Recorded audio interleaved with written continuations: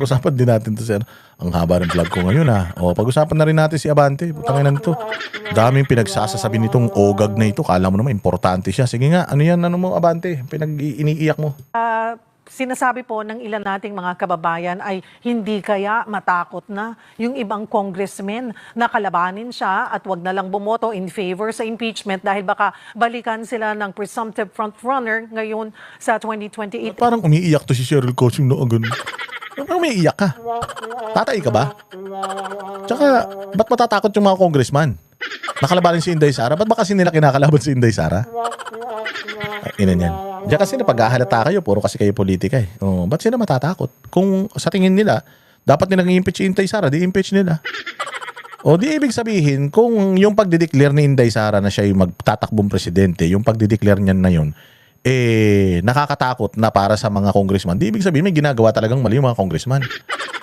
Ito lang sasabihin nito ni Abante daw dapat dyan eh. Hindi naman natatakot mga congressman kasi wala namang ginagawang mali mga congressman. Kung makita ng mga congressman na dapat ma-impeach yung VP Sara, yun ang magiging desisyon nila.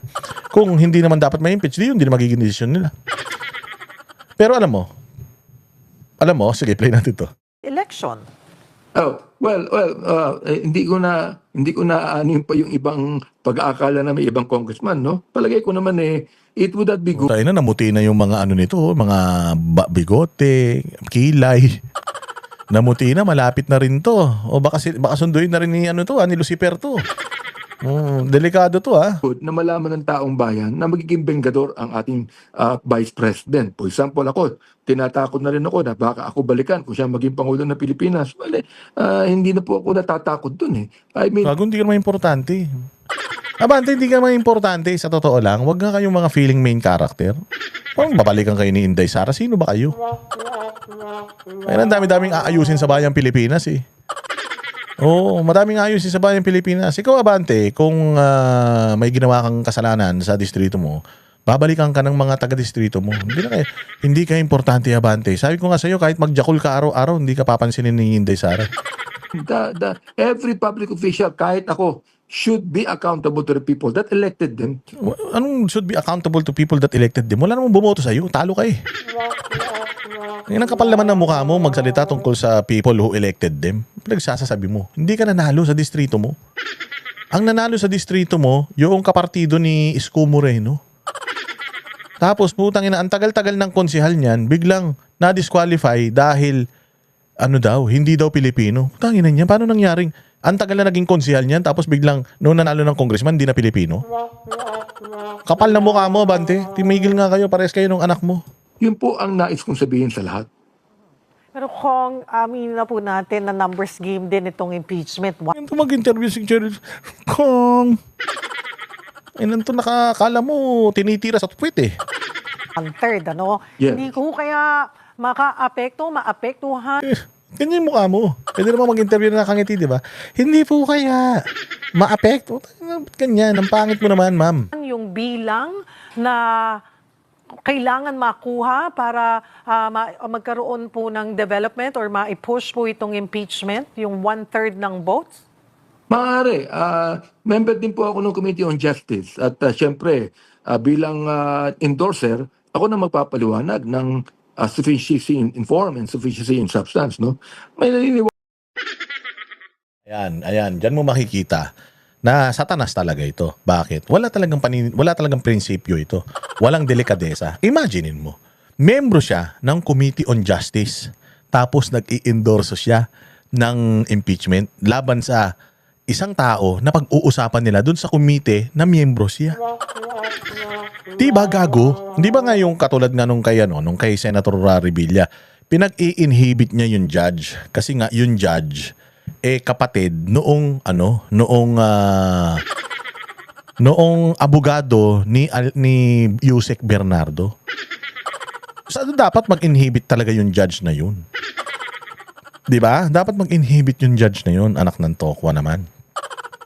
Tapos ito, si Abante, miyembro siya nung committee na magdidesisyon kung ano ba to, sufficient in form and substance, yung impeachment, tapos siya nag-i-endorse ng impeachment. Eh di kagaguhan yan. Utang ina, dilutong Macau talaga yan. Dapat hindi kayo nag-i-endorso ng mga impeachment, lalong-lalo na kung kayo yung miyembro at kayo magdidesisyon. Anong klaseng ano yan? Anong klaseng reputasyon meron niyang Committee on Justice dyan sa Kongreso?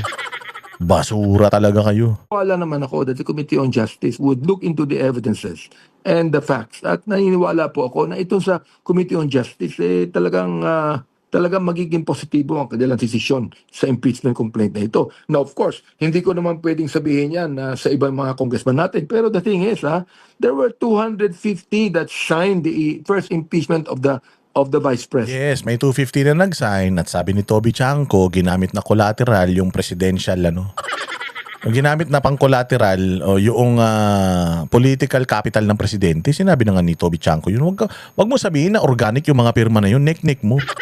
Kaya nga hindi lumusot yan sa Senado Kaya nga kinwestiyon yan yung legality niyan sa Supreme Court dahil katarantaduan nyo So hindi dahil pumirma yung mga yan, naniniwala sila na may kasalanan si Inday, pumirma yung mga yan kasi binayaran. Pinangakuan ng mga budget. Sinabi na nga mismo ng mga congressman Lolokoy mo pa yung tao, napakasinungaling mo, pastor ka pa naman. And therefore, naniniwala ako, maaaring hindi pumirma ang iba. Pero I think that the one-third upang iyang makapasa sa Kongreso, palagay ko naman magiging maayos to. So kung idadaan po sa Justice Committee ay nakikita and being a member of that committee, ay tingin niyo may sapat na form at substance ito para umusad nga sa komite at hindi. Oh, yan. Sus! Hindi din daw siya susuporta kay Inday Sara. Okay lang. Huwag ka mag-alala, hindi rin naman sumuporta sa iyo yung mga taga 6 District ng Manila. Hindi ka importante, Benny Abante. Tandaan mo yan. Ilagay mo sa kukote mo yan, hindi ka importante. Kahit maglaho ka bukas, kaya nga mo, pinapanalangin, sumunod ka na kay Akop. Kahit sumunod ka kay Akop bukas, maniwala ka. Yun lang ang mabuting magagawa mo sa buhay mo, yung pagsunod mo kay Akop ng mas maaga. Ayan mga bossing, maraming salamat sa inyo. Magkita-kita po tayo ulit sa susunod na vlog. Like and share itong ating video. Maraming salamat sa mga nanonood. O kung nagustuhan mo ito, share mo, i-like mo, tsaka mag-super thanks ka. Yung mga pera nyo, hindi nyo madadala yan sa kabilang buhay. Maraming salamat sa inyo. Kita-kita tayo sa susunod na vlog. Kami ang boses ng masa, hindi natatakot. Katotohanan lang, di kami nalulunod. Walang bahid ng sismis, lahat ay totoo. Kahit sino ka pa, pag mali ka babanatan ka. Walang pinipili kulay, wala kaming kinikilingan. Basta para sa bayan, kami lalaban. Pag tama palakpakan, pag mali banatan. Di matitinag, di matatakot, para sa bayan tuloy ang sigaw. Sa harap ng kamera, walang halong takot. Mga baluktot, lahat kayo'y tutumba. Ang hustisya at totoo, yun lang ang mahalaga. Kahit sinong harang, di kami matitinag. Walang pinipiling kulay, wala kaming kinikilingan. Basta para sa bayan, kami lalaban.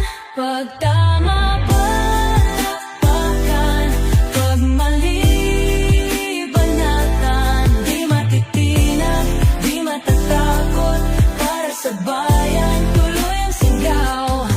Kung nasa tama ka, ikaw ay aming kasama. Pero pag mali ka, handa ka na bang mabasag? Banateros kami, walang inuurungan. Dahil bayan muna, bago ang sarili.